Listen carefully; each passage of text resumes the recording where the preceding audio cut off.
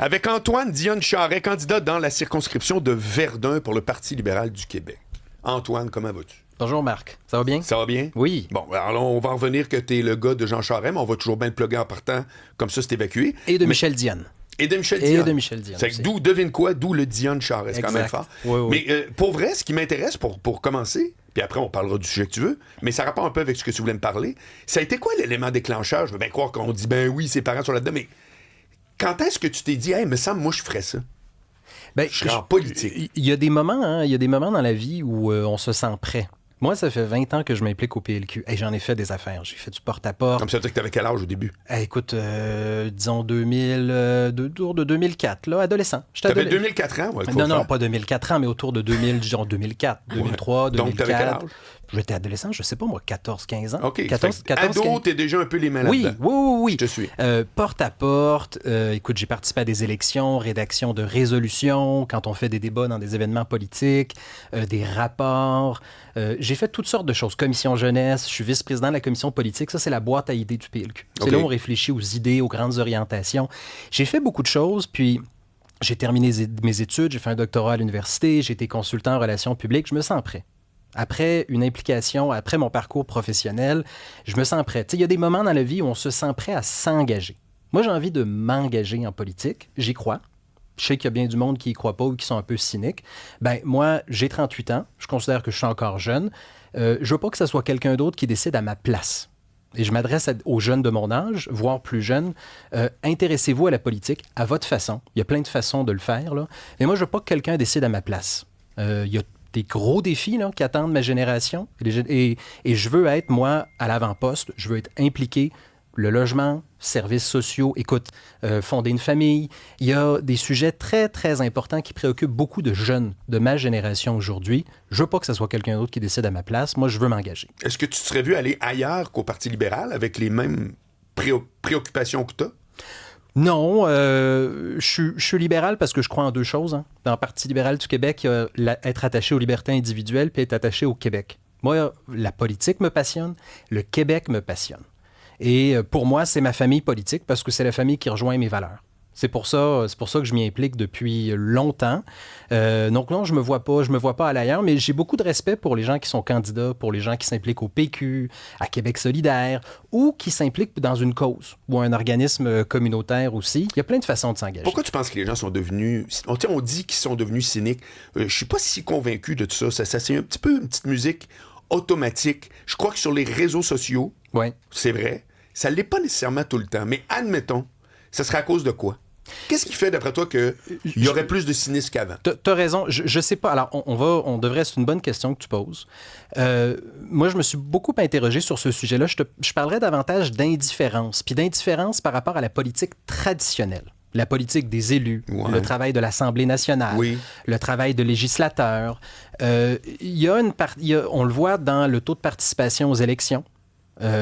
Écoute, au municipal, c'est préoccupant. C'est moins de 50% des électeurs qui sortent voter. En 2022, c'était précisément un taux d'abstention de 33,85%. C'est énorme. Ça veut dire que le tiers des Québécois s'en cognent, mais grave. Là, c'est énorme. Ouais.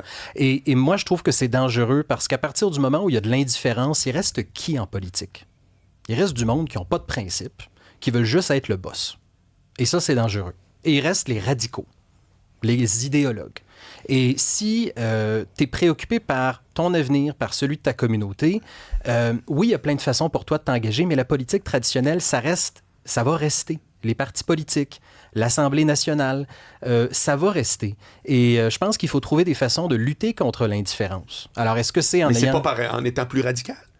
Non. Parce que radical, ça vient de la racine. Radical à la racine. C'est pas extrême, c'est pas pareil. Je dirais pas radical. Je dirais le mot extrême. Moi, ce qui m'inquiète, là, c'est qu'à un moment donné, quand on est indifférent par rapport à la politique, ça ouvre la voie à des gens qui sont plutôt extrémistes. Je dis que ça ouvre la voie, c'est pas automatique. Il faut faire attention à ce qu'on dit, c'est pas Mais automatique. Qui serait extrême en politique au Québec? Qui serait extrême au Québec? Tu peux craindre que ça pourrait arriver, mais qui dans ton radar, tu dis « Ah, ça, je trouve ça extrême ». Des propos qui sont préoccupants, là, qui peuvent virer vers ça. Quand le chef du PQ dit « Les artistes au Québec sont des traîtres parce qu'ils perçoivent des subventions du gouvernement fédéral », on n'est pas loin.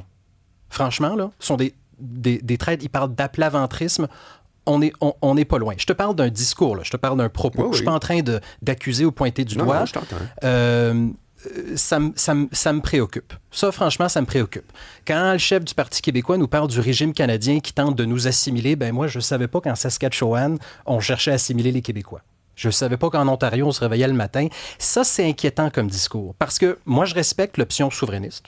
Je respecte le projet. Là. Je trouve que c'est un projet qui est légitime et qui est respectable. Je suis contre, parce que je pense que ce n'est pas la solution pour le Québec. Mais parfois, on tient des propos en politique qui vont trop loin. Ça, c'est 2 exemples. Okay. 2 exemples que je te donne de propos que je trouve dangereux, franchement. Quand Farnell Morissette dit, si le Canada nous donne pas, même en tant que Parti libéral, qui avec des allégeances fédéralistes tout à fait convenables et avouées, là, oui.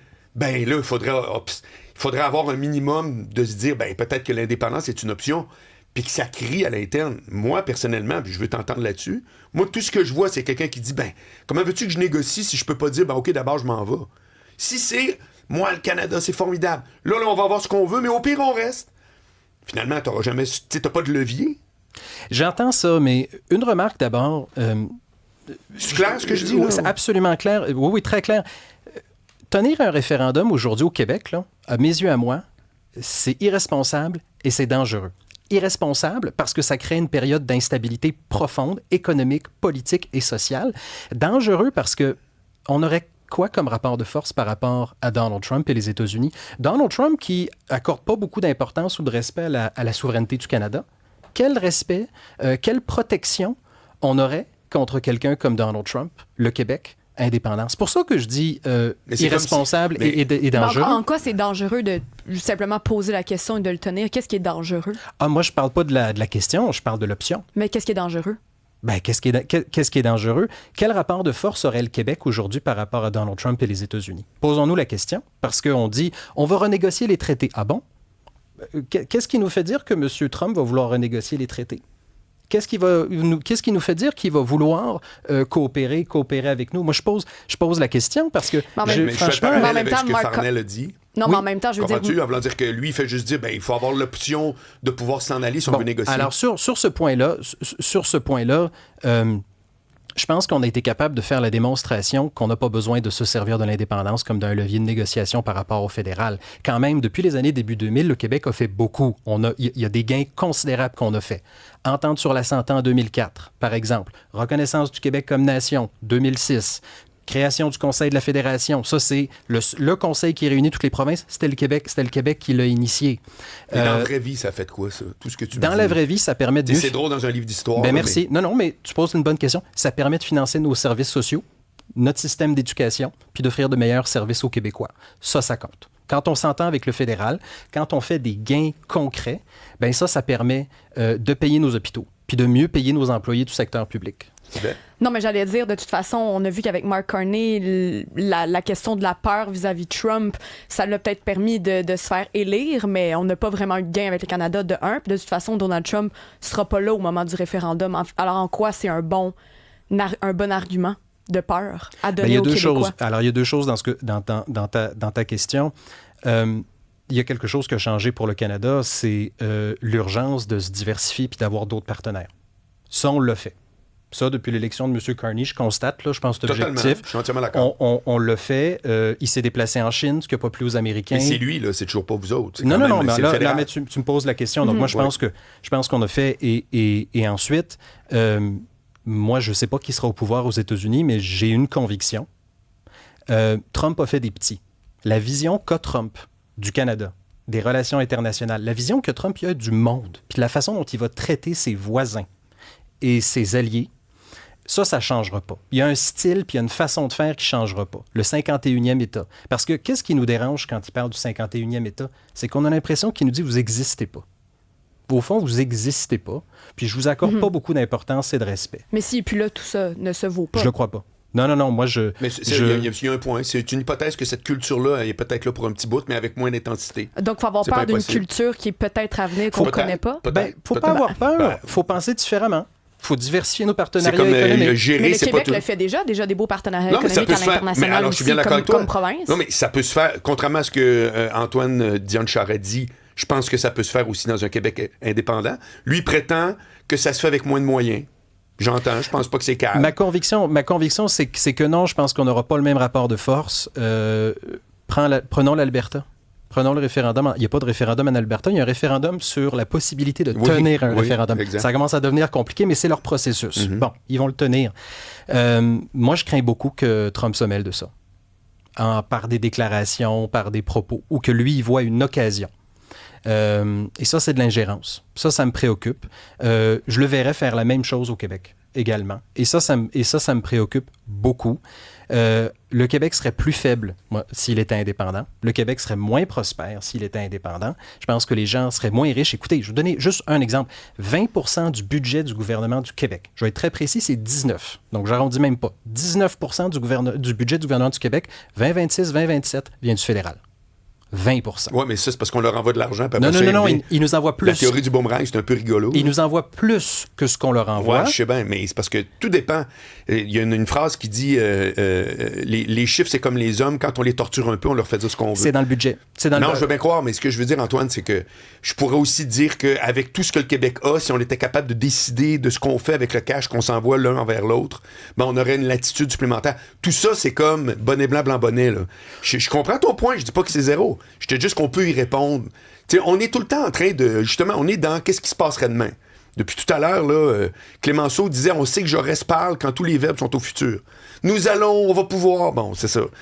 Habituellement, c'est très gauchiste. Là. Mais il y a des arguments. Non, mais on échange quand même. Moi, je trouve qu'on échange des arguments. Là. Argument pour argument. Et puis, si belle, ces interventions... C'est un bon... Non, mais moi, je trouve que c'est utile pour vos auditeurs, là, parce qu'on se pose des vraies questions sur notre avenir. Mais en tout cas, je reviens sur ce point-là. Quand 19% du budget du gouvernement du Québec vient du fédéral, là, ça veut dire que ça a un réel impact, là, s'il y a l'indépendance sur nos services publics, sur la santé, l'éducation. Ça a un réel impact. Et donc, il faut en parler. Il faut pouvoir en débattre. Absolument. Et ça, puis c'est très utile que les gens... Il y a une élection qui s'en vient. Je sais que les gens n'ont pas trop la tête à l'élection parce qu'on est en juillet. Demain, pareil, là, que tu le veuilles ou non. Mais ces discussions-là sont importantes, je pense. Oui. Hey, merci beaucoup. D'ailleurs, si tu veux revenir, c'était très intéressant. Merci beaucoup de l'invitation. Oui, on se reprendra. Antoine Dionne Charest, candidat dans la circonscription de Verdun pour le Parti libéral du Québec. Merci, Marc. Salut.